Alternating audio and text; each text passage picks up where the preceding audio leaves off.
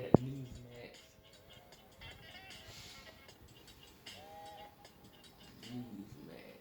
Go back to news. Oh, there it is. Live stream.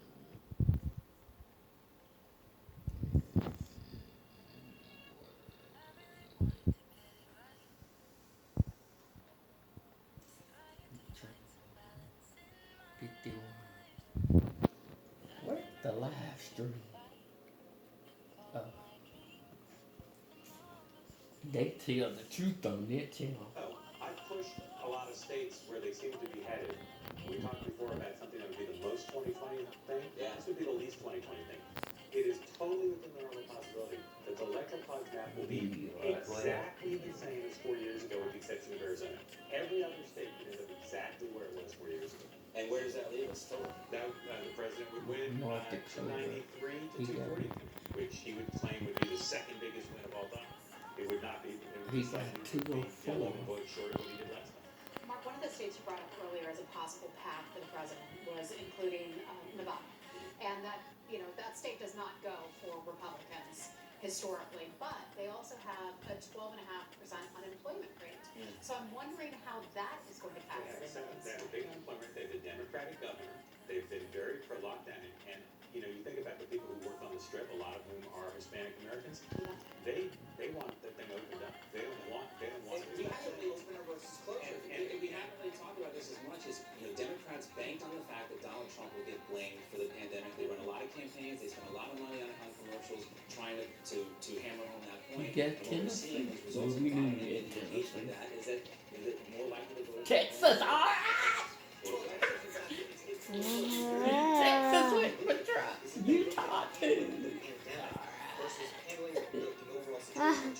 Biden ain't even getting no one. Because it is an economic issue. And they're inextricably linked. Alabama is red.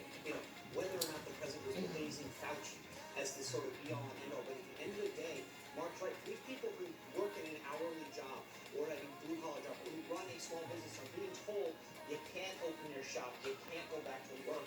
That matters. They want to see a president out there talking about getting them back to work, opening up the economy, allowing their kids to go to school.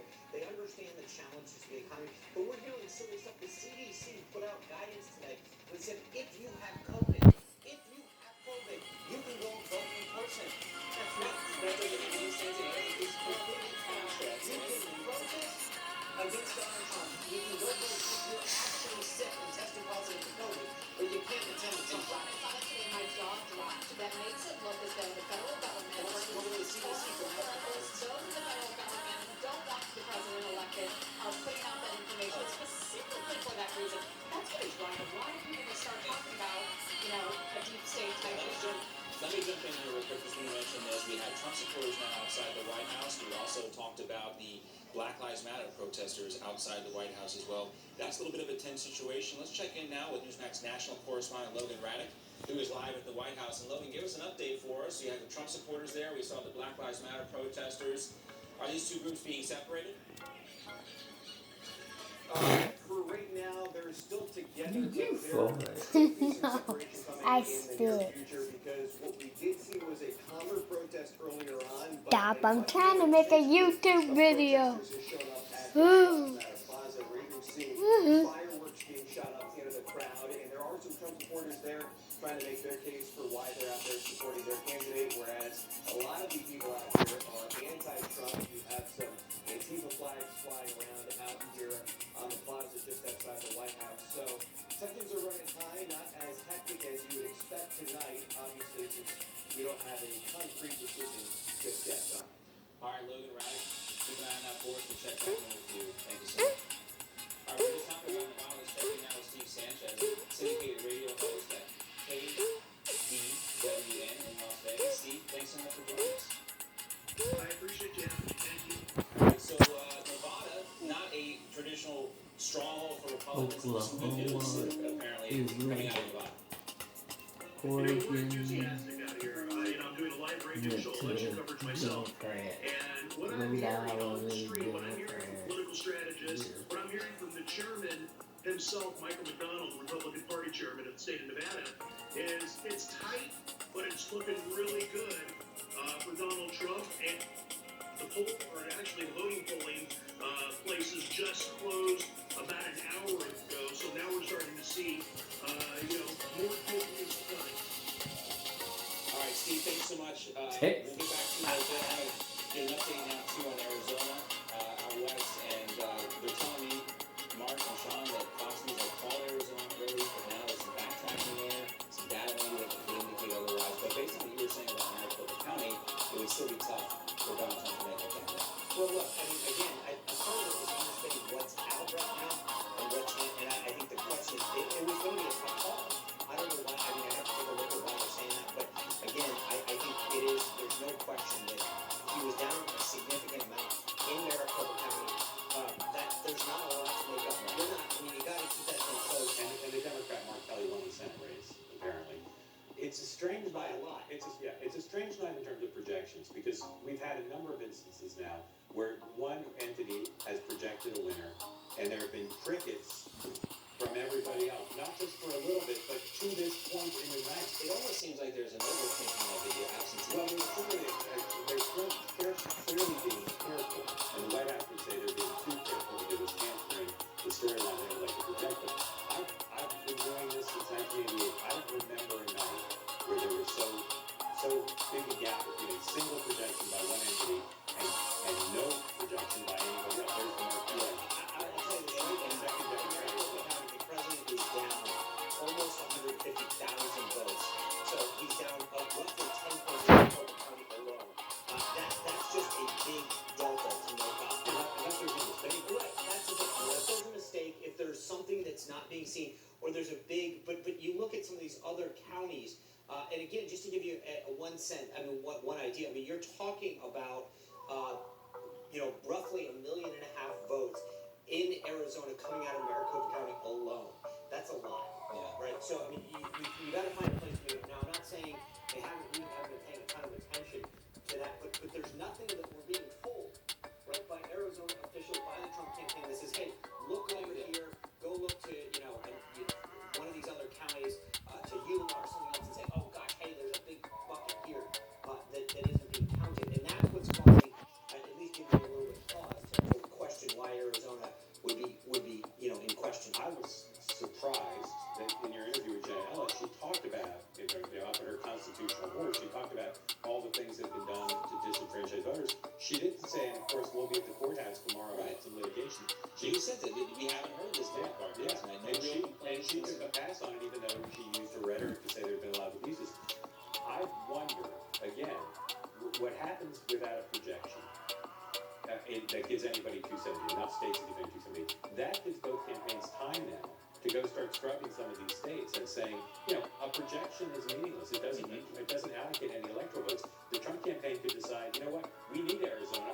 Let's send 1,000 lawyers to Arizona and figure out if there's something wrong. Well, look, I will say this, by the way, in Nevada, we're hearing right now that there is the state result is being delayed an hour after a judge has now ruled that some polling locations can stay open later. So we're seeing Nevada's results be delayed, and that's, depends on where you are. The interesting part is getting back to Arizona. I was just talking to the folks on the Trump campaign.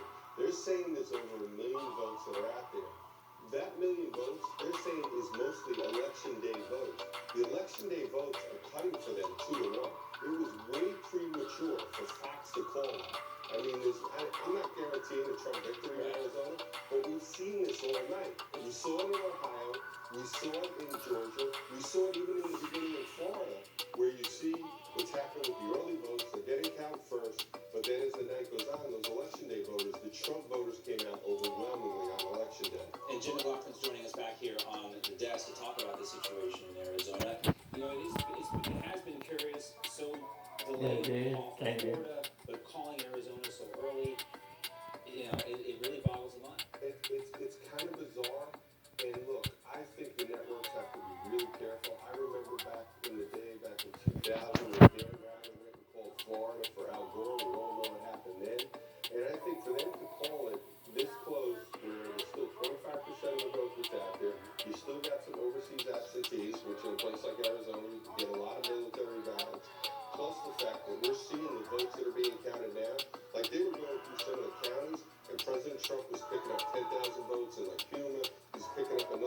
50,000 votes here, you're seeing that gap close again, just like we saw it in Iowa, just like we saw it happen in Ohio, just like we saw it happen in Florida. It's been a trend all day. And we're hearing more about Fox backtracking on this prediction from Arizona. Who knows how it's going to go? But at some point now, we're past midnight. Is one of the candidates going to come out? Well, I was going to say, Jim, the one thing I would say is that if the Trump campaign truly believes that they have something in Arizona, that's a game changer momentum-wise for both campaigns. Yeah. I would think that they would want to be out there making sure that they get that point across. I have yet heard, is there a way to figure out if they're going to push back? You're right, we just had Jenna Ellis.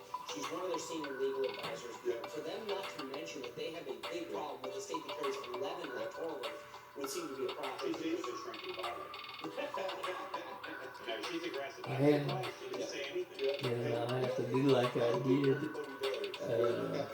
in the last election. I have to go to bed and pray that everything's okay. Don't worry, we're going to be okay. What are they saying about Pennsylvania now? Pennsylvania, they feel really good. You know what we're scared of, quite honestly, right now in Pennsylvania? The mayor has stopped the vote counting in I Philadelphia. think the president will find that suspicious. Yeah. I think everybody's going to find that suspicious. How can we stop the vote counting in Philadelphia? I think they're trying to figure out how many votes they need to make up.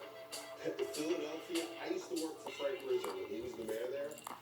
They are known for election shenanigans that goes back decades. They're trying to figure out how many votes they need, and But they're again, trying to I steal would say Philadelphia. this is when the campaign should have those folks in there. They should be going to court.